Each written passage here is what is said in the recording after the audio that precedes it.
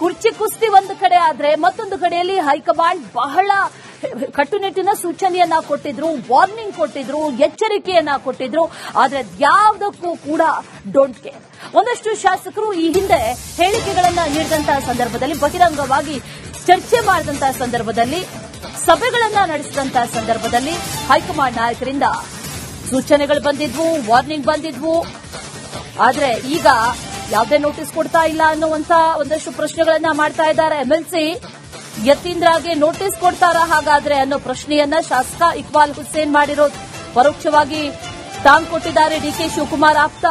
ನಾಯಕತ್ವದ ಬಗ್ಗೆ ಮಾತಾಡಿದ್ದಕ್ಕೆ ನೋಟಿಸ್ ನೀಡಲಾಗಿತ್ತು ಹಿಂದೆ. ನಾನು ಶಾಸಕನಾಗಿದ್ದೇನೆ, ಯತೀಂದ್ರ ಎಂಎಲ್ಸಿ ಆಗಿದ್ದಾರೆ, ಹಾಗಾದ್ರೆ ಅವರಿಗೆ ಕೂಡ ಈ ನೋಟಿಸ್ ಅನ್ನ ಕೊಡ್ತಾರಾ, ಪಕ್ಷ ಶಿಸ್ತು ಕ್ರಮವನ್ನ ಕೈಗೊಳ್ಳುತ್ತಾ ಅನ್ನುವಂತ ಒಂದಷ್ಟು ಪ್ರಶ್ನೆಗಳನ್ನ ಈಗ ಶಾಸಕ ಇಕ್ಬಾಲ್ ಹುಸೇನ್ ಮಾಡಿರೋದು. ನನಗೆ ಆಗಿರುವಂತಹ ರೀತಿಯಲ್ಲೇ ಎಲ್ರಿಗೂ ಆಗಬೇಕು, ನ್ಯಾಯ ಒಂದೇ ರೀತಿ ಇರಬೇಕು ಅಂದಿದ್ದಾರೆ.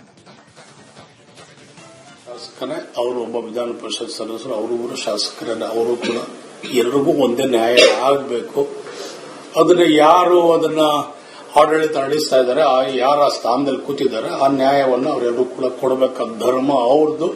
ಅವ್ರು ಅದನ್ನ ಮಾಡ್ಕೋಬೇಕು. ನನಗೆ ಅವ್ರು ಯಾಕೆ ಕೊಡ್ಲಿಲ್ಲ ಅಂತ ನನಗೆ ಕೇಳಕ್ ಬರಲ್ಲ. ಕೊಟ್ಟರು ಪರವಾಗಿಲ್ಲ, ಕೊಡದಿರೋ ಪರವಾಗಿಲ್ಲ. ಅವ್ರು ಇನ್ನೂ 10 ನೋಟಿಸ್ ಕೊಟ್ಟರು ನಾನು ಅದೇ ಉತ್ತರ ಬರ್ತದೆ ನಮ್ಮ ಹತ್ರ. ನಾನು ಅದೇ ನಿರ್ಧಾರದ ಮೇಲೆ ಅದೇ ರೀತಿಯಲ್ಲಿ ನಿಂತ್ಕೊಳ್ತೀನಿ. ದಯವಿಟ್ಟು ನಿಮ್ಗೆ ಪ್ರೀತಿ ಇದೆ, ಎಲ್ಲರಿಗೂ ಮಕ್ಕಳಿಗೆ ತಂದೆ ಮೇಲೆ ಪ್ರೀತಿ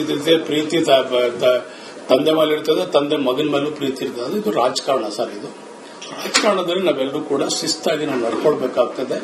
ನಾನು ಮತ್ತೊಮ್ಮೆ ಇನ್ನೂ ಒಂದ್ಸಲ ಮಾಧ್ಯಮದ ಮುಖಾಂತರ ನಾನು ಮನವಿ ಮಾಡಿಕೊಳ್ತೇನೆ, ಇಂಥ ಹೇಳಿಕೆ ಕೊಟ್ಟು ಸುಮ್ಮನೆ ಬೇರೆಯವ್ರಿಗೆಲ್ಲರಿಗೂ ಪ್ರವೋಕ್ ಮಾಡುವಂಥದ್ದು, ಮತ್ತೆ ನಾವು ಮಾತಾಡೋಕೆ ನನಗೊಂದು ಅವಕಾಶ ಮಾಡಿಕೊಡುವಂಥದ್ದು ನಾನು ತಪ್ಪು ಅಂತ ನಾನು ಭಾವಿಸ್ಕೊಡ್ತೀನಿ ಸರ್. ಮತ್ತೊಮ್ಮೆ ಅವ್ರಿಗೆ ಮನವಿ ಮಾಡಿಕೊಳ್ತೀನಿ.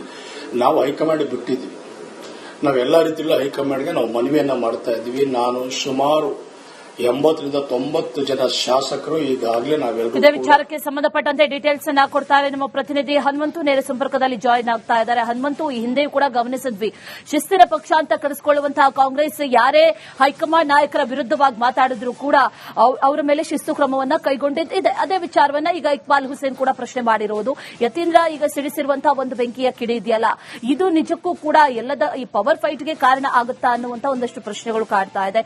ಡೀಟೇಲ್ಸ್ ಅನ್ನ ಕೊಡ್ತಾ ಹೋಗೋದಾದ್ರೆ ಹನುಮಂತು. ಅಶ್ವಿನಿ, ಕಾಂಗ್ರೆಸ್ ಸರ್ಕಾರ ರಾಜ್ಯದಲ್ಲಿ ಅಧಿಕಾರಕ್ಕೆ ಬಂದಾಗಿನಿಂದ ಹಿಡಿದು ಇಲ್ಲಿಯವರೆಗೂ ಒಂದೇ ಒಂದು ಚರ್ಚೆ ಇರುವಂತದ್ದು, ಬಹುದೊಡ್ಡ ಚರ್ಚೆ ಇರುವಂತದ್ದು, ಅದು ಕುರ್ಚಿಯ ಕದನದ ವಿಚಾರ. ಡಿಕೆ ಶಿವಕುಮಾರ್ ಅವರು ತಮ್ಮ ಶ್ರಮಕ್ಕೆ ಪ್ರತಿಫಲ ಸಿಕ್ಕೇ ಸಿಗುತ್ತೆ ಅನ್ನುವಂತ ಒಂದು ಆಶಾದಾಯಕವಾಗಿ ತಮ್ಮದೇ ಆದಂತಹ ಪ್ರಯತ್ನವನ್ನ ಹೈಕಮಾಂಡ್ ಮಟ್ಟದಲ್ಲಿ ಮಾಡ್ತಾ ಇದ್ರು, ಅದನ್ನ ಮುಂದುವರೆಸಿದ್ರು. ಯಾಕೋ ಹೈಕಮಾಂಡ್ ಈ ಕರ್ನಾಟಕದ ವಿಚಾರದಲ್ಲಿ ಒಂದು ಸ್ಪಷ್ಟ ನಿಲುವನ್ನ ತೆಗೆದುಕೊಳ್ಳಲಿಕ್ಕೆ ಆಗ್ತಾ ಇಲ್ಲ ಅನ್ನುವಂತ ಪರಿಸ್ಥಿತಿ ಎದುರಾಗ್ತಾ ಇದೆ.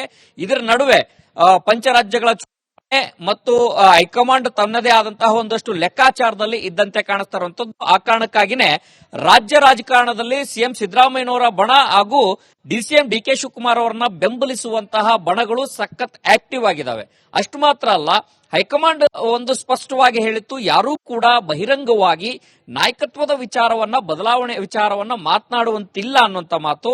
ಅದಾಗಿ ಕೂಡ ಡಿಸಿಎಂ ಡಿಕೆ ಶಿವಕುಮಾರ್ ಅವರ ಬಣ ಯಾಕೋ ಕೆರಳಿದಂತೆ ಕಾಣಿಸ್ತಾ ಇರುವಂತದ್ದು. ಯಾಕೆ ಅಂತಂದು ಹೇಳಿದ್ರೆ, ಯತೀಂದ್ರ ಸಿದ್ದರಾಮಯ್ಯನವರು ಕೊಟ್ಟಂತಹ ಹೇಳಿಕೆ ಇಡೀ ಡಿಸಿಎಂ ಡಿಕೆ ಶಿವಕುಮಾರ್ ಅವರ ಬಣವನ್ನ ಒಂದು ರೀತಿ ಡಿಸ್ಟರ್ಬ್ ಮಾಡದಂತೆ ಕಾಣಿಸ್ತಿರುವಂತದ್ದು. ಆ ಕಾರಣಕ್ಕಾಗಿನೇ ಅವರು ಯಾವುದೇ ಕಾರಣಕ್ಕೂ ಕೂಡ ಡಿಕೆ ಶಿವಕುಮಾರ್ ಅವರಿಗೆ ಪ್ರತಿಫಲ ಸಿಗಬೇಕು, ಅವ್ರ ಶ್ರಮಕ್ಕೆ ಪ್ರತಿಫಲ ಸಿಗಬೇಕು, ಮತ್ತೆ ನೋಟಿಸ್ ಕೊಡುವಂತ ವಿಚಾರದಲ್ಲಿ ಡಿಕೆ ಶಿವಕುಮಾರ್ ಅವ್ರ ಬಣದಲ್ಲಿ ಮಾತನಾಡಿರುವಂತಹ ಶಾಸಕರಿಗೆ ನೋಟಿಸ್ ಕೊಡಲಾಗತ್ತೆ. ಅವ್ರಿಗೆ ನಮಗೆ ಯಾವ ರೀತಿ ನೋಟಿಸ್ ಅನ್ನ ಕೊಟ್ಟಿದ್ದಾರೆ, ಯತೀಂದ್ರ ಸಿದ್ದರಾಮಯ್ಯನವ್ರಿಗೂ ಕೂಡ ಅಂತದ್ದೇ ನೋಟಿಸ್ ಅನ್ನ ಕೊಡಬೇಕು ಅನ್ನೋಂತ ಒತ್ತಾಯವನ್ನ ಪರೋಕ್ಷವಾಗಿ ಮಾಡದಂತೆ ಕಾಣಿಸ್ತಿರುವಂತದ್ದು. ಅದರ ಸುಳಿವನ್ನು ಕೂಡ ಇಕ್ಬಾಲ್ ಹುಸೇನ್ ಅವರು ಕೊಟ್ಟಿರುವಂತದ್ದು. ಯಾಕೆಂತ ಹೇಳಿದ್ರೆ, ನಾನೊಬ್ಬ ಶಾಸಕ, ನನಗಾದಂತ ರೀತಿಯಲ್ಲಿ ಎಲ್ಲರಿಗೂ ಆಗಬೇಕು ಅನ್ನುವಂತ ಒತ್ತಾಯವನ್ನ ಮಾಡಿದ್ದಾರೆ. ಮತ್ತೊಂದು ಕಡೆಗೆ ಸುರ್ಜೇವಾಲಾ ಅವರು ನನಗೆ ಕರೆ ಮಾಡಿ ಬಹಿರಂಗವಾಗಿ ಮಾತನಾಡಬೇಡಿ ಅಂದಾಗ್ಲೂ ಕೂಡ ನಾನು ಮಾತನಾಡ್ತೇನೆ, ಬಿಕಾಸ್ 80ರಿಂದ 90 ಜನ ಶಾಸಕರು ಡಿಕೆ ಶಿವಕುಮಾರ್ ಅವರು ಸಿಎಂ ಆಗಬೇಕು ಅನ್ನುವಂತ ಆಸೆಯನ್ನ ಇಟ್ಕೊಂಡಿದ್ದಾರೆ ಅನ್ನುವಂತ ಒತ್ತಾಯವನ್ನ ಮಾಡಿದ್ದಾರೆ.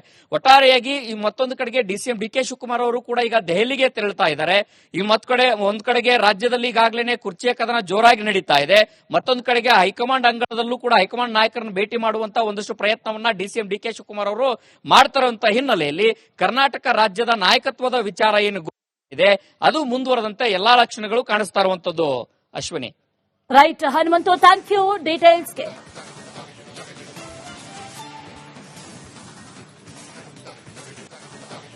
ಕುರ್ಚಿ ಕುಸ್ತಿ ಒಂದು ಕಡೆ ಆದ್ರೆ ಮತ್ತೊಂದು ಕಡೆಯಲ್ಲಿ ಹೈಕಮಾಂಡ್ ಬಹಳ ಕಟ್ಟುನಿಟ್ಟಿನ ಸೂಚನೆಯನ್ನ ಕೊಟ್ಟಿದ್ರು, ವಾರ್ನಿಂಗ್ ಕೊಟ್ಟಿದ್ರು, ಎಚ್ಚರಿಕೆಯನ್ನ ಕೊಟ್ಟಿದ್ರು.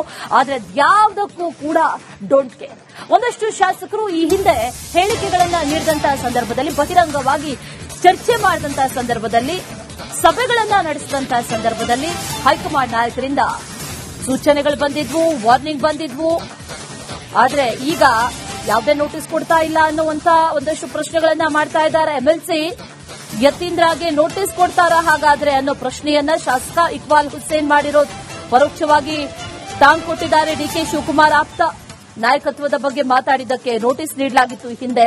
ನಾನು ಶಾಸಕನಾಗಿದ್ದೇನೆ, ಯತೀಂದ್ರ ಎಂಎಲ್ಸಿ ಆಗಿದ್ದಾರೆ, ಹಾಗಾದ್ರೆ ಅವರಿಗೂ ಕೂಡ ಈ ನೋಟಿಸ್ ಅನ್ನ ಕೊಡ್ತಾರಾ, ಪಕ್ಷ ಶಿಸ್ತು ಕ್ರಮವನ್ನ ಕೈಗೊಳ್ಳುತ್ತಾ ಅನ್ನುವಂತ ಒಂದಷ್ಟು ಪ್ರಶ್ನೆಗಳನ್ನ ಈಗ ಶಾಸಕ ಇಕ್ಬಾಲ್ ಹುಸೇನ್ ಮಾಡಿರೋದು. ನನಗೆ ಆಗಿರುವಂತಹ ರೀತಿಯಲ್ಲೇ ಎಲ್ರಿಗೂ ಆಗಬೇಕು, ನ್ಯಾಯ ಒಂದೇ ರೀತಿ ಇರಬೇಕು ಅಂದಿದ್ದಾರೆ. ಶಾಸಕರೇ ಅವರು ಒಬ್ಬ ವಿಧಾನ ಪರಿಷತ್ ಸದಸ್ಯರು, ಅವರು ಶಾಸಕರನ್ನ ಅವರು ಕೂಡ ಎಲ್ರಿಗೂ ಒಂದೇ ನ್ಯಾಯ ಆಗಬೇಕು. ಅದನ್ನ ಯಾರು ಅದನ್ನ ಆಡಳಿತ ನಡೆಸ್ತಾ ಇದ್ದಾರೆ, ಯಾರ ಸ್ಥಾನದಲ್ಲಿ ಕೂತಿದ್ದಾರೆ, ಆ ನ್ಯಾಯವನ್ನು ಅವರೆಲ್ಲರೂ ಕೂಡ ಕೊಡಬೇಕಾದ ಧರ್ಮ ಅವ್ರದ್ದು. ಅವ್ರು ಅದನ್ನ ಮಾಡ್ಕೋಬೇಕು. ನನಗೆ ಅವ್ರು ಯಾಕೆ ಕೊಡ್ಲಿಲ್ಲ ಅಂತ ನನಗೆ ಕೇಳಕ್ ಬರಲ್ಲ. ಕೊಟ್ಟರು ಪರವಾಗಿಲ್ಲ, ಕೊಡದಿರೋ ಪರವಾಗಿಲ್ಲ. ಅವ್ರು ಇನ್ನೂ 10 ನೋಟಿಸ್ ಕೊಟ್ಟರು ನಾನು ಅದೇ ಉತ್ತರ ಬರ್ತದೆ ನಮ್ಮ ಹತ್ರ. ನಾನು ಅದೇ ನಿರ್ಧಾರದ ಮೇಲೆ ಅದೇ ರೀತಿ ನಿಂತ್ಕೊಳ್ತೀನಿ. ದಯವಿಟ್ಟು ನಿಮ್ಗೆ ಪ್ರೀತಿ ಇದೆ ತಂದೆ ಎಲ್ಲಾರ್ಗು ಮಕ್ಕಳಿಗೆ ತಂದೆ ಮೇಲೆ ಪ್ರೀತಿ ತಂದೆ ಮೇಲೆ ಇರ್ತದೆ, ತಂದೆ ಮಗನ ಮೇಲೂ ಪ್ರೀತಿ ಇರ್ತದೆ. ಇದು ರಾಜಕಾರಣ ಸರ್. ಇದು ರಾಜಕಾರಣದಲ್ಲಿ ನಾವೆಲ್ಲರೂ ಕೂಡ ಶಿಸ್ತಾಗಿ ನಾವು ನಡ್ಕೊಳ್ಬೇಕಾಗ್ತದೆ. ನಾನು ಮತ್ತೊಮ್ಮೆ ಇನ್ನೂ ಒಂದ್ಸಲ ಮಾಧ್ಯಮದ ಮುಖಾಂತರ ನಾನು ಮನವಿ ಮಾಡಿಕೊಳ್ತೇನೆ, ಇಂಥ ಹೇಳಿಕೆ ಕೊಟ್ಟು ಸುಮ್ಮನೆ ಬೇರೆಯವ್ರಿಗೆಲ್ಲರಿಗೂ ಪ್ರವೋಕ್ ಮಾಡುವಂಥದ್ದು, ಮತ್ತೆ ನಾವು ಮಾತಾಡೋಕೆ ನನಗೊಂದು ಅವಕಾಶ ಮಾಡಿಕೊಡುವಂಥದ್ದು ನಾನು ತಪ್ಪು ಅಂತ ನಾನು ಭಾವಿಸ್ಕೊಡ್ತೀನಿ ಸರ್. ಮತ್ತೊಮ್ಮೆ ಅವ್ರಿಗೆ ಮನವಿ ಮಾಡಿಕೊಳ್ತೀನಿ. ನಾವು ಹೈಕಮಾಂಡ್ ಬಿಟ್ಟಿದ್ದೀವಿ.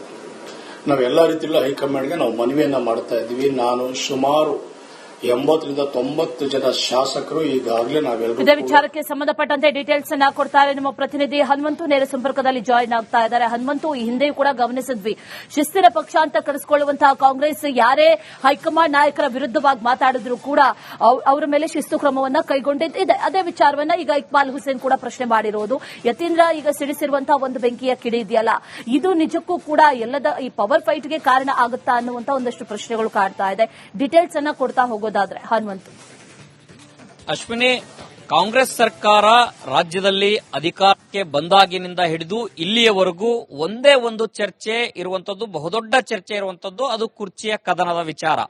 ಡಿಕೆ ಶಿವಕುಮಾರ್ ಅವರು ತಮ್ಮ ಶ್ರಮಕ್ಕೆ ಪ್ರತಿಫಲ ಸಿಕ್ಕೇ ಸಿಗುತ್ತೆ ಅನ್ನುವಂತ ಒಂದು ಆಶಾದಾಯಕವಾಗಿ ತಮ್ಮದೇ ಆದಂತಹ ಪ್ರಯತ್ನವನ್ನ ಹೈಕಮಾಂಡ್ ಮಟ್ಟದಲ್ಲಿ ಮಾಡ್ತಾ ಇದ್ರು, ಅದನ್ನ ಮುಂದುವರೆಸಿದ್ರು. ಯಾಕೋ ಹೈಕಮಾಂಡ್ ಈ ಕರ್ನಾಟಕದ ವಿಚಾರದಲ್ಲಿ ಒಂದು ಸ್ಪಷ್ಟ ನಿಲುವನ್ನ ತೆಗೆದುಕೊಳ್ಳಲಿಕ್ಕೆ ಆಗ್ತಾ ಇಲ್ಲ ಅನ್ನುವಂತ ಪರಿಸ್ಥಿತಿ ಎದುರಾಗ್ತಾ ಇದೆ. ಇದರ ನಡುವೆ ಪಂಚರಾಜ್ಯಗಳ ಚುನಾವಣೆ ಮತ್ತು ಹೈಕಮಾಂಡ್ ತನ್ನದೇ ಆದಂತಹ ಒಂದಷ್ಟು ಲೆಕ್ಕಾಚಾರದಲ್ಲಿ ಇದ್ದಂತೆ ಕಾಣಿಸ್ತಾ ಇರುವಂತದ್ದು. ಆ ಕಾರಣಕ್ಕಾಗಿನೇ ರಾಜ್ಯ ರಾಜಕಾರಣದಲ್ಲಿ ಸಿಎಂ ಸಿದ್ದರಾಮಯ್ಯನವರ ಬಣ ಹಾಗೂ ಡಿಸಿಎಂ ಡಿಕೆ ಶಿವಕುಮಾರ್ ಅವರನ್ನ ಬೆಂಬಲಿಸುವಂತಹ ಬಣಗಳು ಸಖತ್ ಆಕ್ಟಿವ್ ಆಗಿದ್ದಾವೆ. ಅಷ್ಟು ಮಾತ್ರ ಅಲ್ಲ, ಹೈಕಮಾಂಡ್ ಒಂದು ಸ್ಪಷ್ಟವಾಗಿ ಹೇಳಿತ್ತು, ಯಾರೂ ಕೂಡ ಬಹಿರಂಗವಾಗಿ ನಾಯಕತ್ವದ ವಿಚಾರವನ್ನ, ಬದಲಾವಣೆ ವಿಚಾರವನ್ನ ಮಾತನಾಡುವಂತಿಲ್ಲ ಅನ್ನುವಂತ ಮಾತು. ಅದಾಗಿ ಕೂಡ ಡಿಸಿಎಂ ಡಿಕೆ ಶಿವಕುಮಾರ್ ಅವರ ಬಣ ಯಾಕೋ ಕೆರಳಿದಂತೆ ಕಾಣಿಸ್ತಾ ಇರುವಂತದ್ದು. ಯಾಕೆ ಅಂತಂದ ಹೇಳಿದ್ರೆ, ಯತೀಂದ್ರ ಸಿದ್ದರಾಮಯ್ಯನವರು ಕೊಟ್ಟಂತಹ ಹೇಳಿಕೆ ಇಡೀ ಡಿಸಿಎಂ ಡಿಕೆ ಶಿವಕುಮಾರ್ ಅವರ ಬಣವನ್ನ ಒಂದು ರೀತಿ ಡಿಸ್ಟರ್ಬ್ ಮಾಡದಂತೆ ಕಾಣಿಸ್ತಿರುವಂತದ್ದು. ಆ ಕಾರಣಕ್ಕಾಗಿನೇ ಅವರು ಯಾವುದೇ ಕಾರಣಕ್ಕೂ ಕೂಡ ಡಿಕೆ ಶಿವಕುಮಾರ್ ಅವರಿಗೆ ಪ್ರತಿಫಲ ಸಿಗಬೇಕು, ಅವರ ಶ್ರಮಕ್ಕೆ ಪ್ರತಿಫಲ ಸಿಗಬೇಕು, ಮತ್ತೆ ನೋಟಿಸ್ ಕೊಡುವಂತ ವಿಚಾರದಲ್ಲಿ ಡಿಕೆ ಶಿವಕುಮಾರ್ ಅವರ ಬಣದಲ್ಲಿ ಮಾತನಾಡಿರುವಂತಹ ಶಾಸಕರಿಗೆ ನೋಟಿಸ್ ಕೊಡಲಾಗುತ್ತೆ. ಅವ್ರಿಗೆ ನಮಗೆ ಯಾವ ರೀತಿ ನೋಟಿಸ್ ಅನ್ನ ಕೊಟ್ಟಿದ್ದಾರೆ, ಯತೀಂದ್ರ ಸಿದ್ದರಾಮಯ್ಯನವ್ರಿಗೂ ಕೂಡ ಅಂತದ್ದೇ ನೋಟಿಸ್ ಅನ್ನ ಕೊಡಬೇಕು ಅನ್ನೋಂತ ಒತ್ತಾಯವನ್ನ ಪರೋಕ್ಷವಾಗಿ ಮಾಡದಂತೆ ಕಾಣಿಸ್ತಿರುವಂತದ್ದು. ಅದರ ಸುಳಿವನ್ನು ಕೂಡ ಇಕ್ಬಾಲ್ ಹುಸೇನ್ ಅವರು ಕೊಟ್ಟಿರುವಂತದ್ದು. ಅನ್ನುವಂಥದ್ದು. ಯಾಕಂತ ಹೇಳಿದ್ರೆ ನಾನೊಬ್ಬ ಶಾಸಕ, ನನಗಾದಂತ ರೀತಿಯಲ್ಲಿ ಎಲ್ರಿಗೂ ಆಗಬೇಕು ಅನ್ನುವಂತ ಒತ್ತಾಯವನ್ನ ಮಾಡಿದ್ದಾರೆ. ಮತ್ತೊಂದು ಕಡೆಗೆ ಸುರ್ಜೇವಾಲಾ ಅವರು ನನಗೆ ಕರೆ ಮಾಡಿ ಬಹಿರಂಗವಾಗಿ ಮಾತನಾಡಬೇಡಿ ಅಂದಾಗ್ಲೂ ಕೂಡ ನಾನು ಮಾತನಾಡ್ತೇನೆ. ಬಿಕಾಸ್ 80 ರಿಂದ 90 ಜನ ಶಾಸಕರು ಡಿ.ಕೆ. ಶಿವಕುಮಾರ್ ಅವರು ಸಿಎಂ ಆಗಬೇಕು ಅನ್ನುವಂತ ಆಸೆಯನ್ನ ಇಟ್ಕೊಂಡಿದ್ದಾರೆ ಅನ್ನುವಂತ ಒತ್ತಾಯವನ್ನ ಮಾಡಿದ್ದಾರೆ. ಒಟ್ಟಾರೆಯಾಗಿ ಈ ಮತ್ತೊಂದು ಕಡೆಗೆ ಡಿ.ಕೆ. ಶಿವಕುಮಾರ್ ಅವರು ಕೂಡ ಈಗ ದೆಹಲಿಗೆ ತೆರಳುತ್ತಾ ಇದ್ದಾರೆ. ಈ ಒಂದ್ ಕಡೆಗೆ ರಾಜ್ಯದಲ್ಲಿ ಈಗಾಗಲೇ ಕುರ್ಚಿಯ ಕದನ ಜೋರಾಗಿ ನಡೀತಾ ಇದೆ.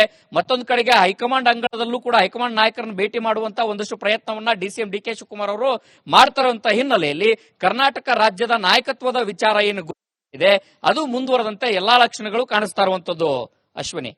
Right Hanumanthu, thank you ಡೀಟೇಲ್ಸ್ಗೆ.